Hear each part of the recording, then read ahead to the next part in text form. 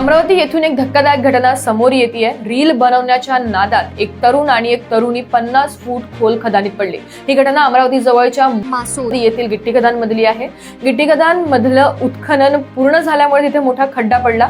तरुण आणि तरुणीचा उपचार रुग्णालयात सुरू आहे। या घटनेचा थरारक व्हिडिओ देखील समोर आलाय।